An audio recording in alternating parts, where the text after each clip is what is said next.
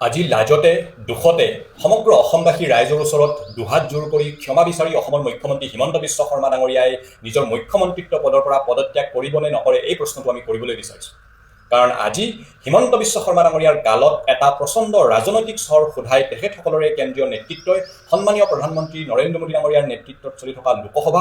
লোকসভাৰ অধ্যক্ষগৰাকীয়ে কংগ্ৰেছৰ সাংসদ তথা অসম প্ৰদেশ কংগ্ৰেছৰ সভাপতি গৌৰৱ গগৈ ডাঙৰীয়াক ভাৰতবৰ্ষ আৰু ফিলিপাইনছৰ মৈত্ৰীৰ কাৰণে যি গোট গঠিত হৈছে সেই গোটৰ অধ্যক্ষ হিচাপে নিযুক্তি দিছে। আৰু আমি ভাবোঁ এই প্ৰচণ্ড ৰাজনৈতিক স্বৰটো হোৱাৰ পাছত নিজৰ নৈতিক দায়িত্ব স্বীকাৰ কৰি অসমৰ মুখ্যমন্ত্ৰী হিমন্ত বিশ্ব শৰ্মা ডাঙৰীয়াই পদত্যাগ কৰিব লাগে আৰু অসমবাসী ৰাইজৰ ওচৰতো ক্ষমা বিচাৰি যাব লাগে। কাৰণ যোৱা এটা বছৰে তেখেতে গৌৰৱ গগৈ ডাঙৰীয়াক পাকিস্তানী এজেণ্ট সজাবলৈ চেষ্টা কৰি থাকিলে আৰু বাৰম্বাৰ বিফল হ'ল। যোৱা 2025 চনৰ 10 ছেপ্টেম্বৰ তাৰিখে তেখেতে SITৰ প্ৰতিবেদন ৰাজহুৱা কৰাৰ কথা আছিলে আৰু সেই সময়ত SITৰ প্ৰতিবেদন ৰাজহুৱা নকৰাৰ কাৰণ হিচাপে মুখ্যমন্ত্ৰী ডাঙৰীয়াই কৈছিলে যে যিহেতু 10 ছেপ্টেম্বৰ তাৰিখে কংগ্ৰেছে যোগদান সভা ৰাখিছে সেয়েহে বিষয়টোৱে যাতে বেছি তল পৰি নাযায় SITৰ বিষয়টো, সেইকাৰণে তেখেতে কিছুদিন পাছত ক'ব। আৰু তেতিয়াই সমগ্ৰ অসমবাসী সমগ্ৰ ভাৰতবাসী ৰাইজে তেখেতক গৰিহণা দি কৈছিলে যে যিহেতু বিষয়টো দেশৰ সাৰ্বভৌমত্ব আৰু সুৰক্ষাৰ লগত জড়িত, সেয়েহে কেৱল মাত্ৰ নিজৰ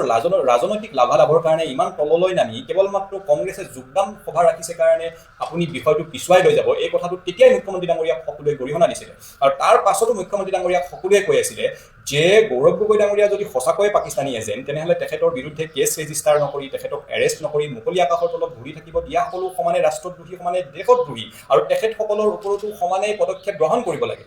আৰু শেষত যেতিয়া মুখ্যমন্ত্ৰী ডাঙৰীয়াই SITৰ প্ৰতিবেদন ৰাজহুৱা কৰিলে, ৰাজহুৱা কৰাৰ পাছত সমগ্ৰ অসমবাসী সমগ্ৰ ভাৰতবাসী ৰাইজে বুজি পালে যে ৰাজনৈতিক অভিসন্ধি ৰচি মুখ্যমন্ত্ৰী ডাঙৰীয়াই এই নাটকখন ৰচিছিলে আৰু সেই নাটকৰ জৱনিকা একেবাৰে বৰ বেয়াকৈ পৰিছিলে আৰু ৰাষ্ট্ৰীয় সংবাদ মাধ্যমৰ সন্মুখতো হিমন্ত বিশ্ব শৰ্মা ডাঙৰীয়াই লাজ পাবলগীয়া হৈছিলে, মুখ ঠেকেচা খাবলগীয়া হৈছিলে।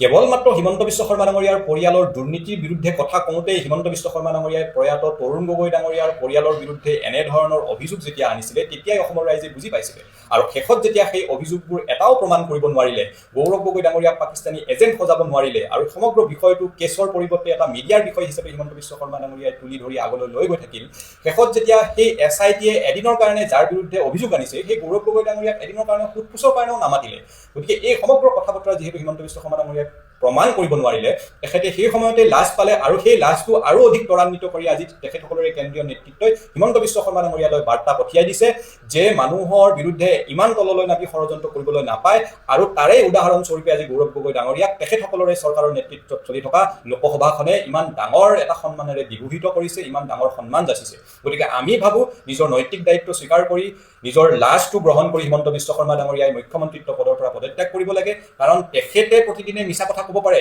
তেখেতে প্ৰতিদিনে মিছা কথা কৈ ধৰাটো কৰিব পাৰে, কিন্তু অসমৰ ৰাইজে প্ৰতিদিনৰ তেখেতৰ মিছা কথাটো গ্ৰহণ নকৰে।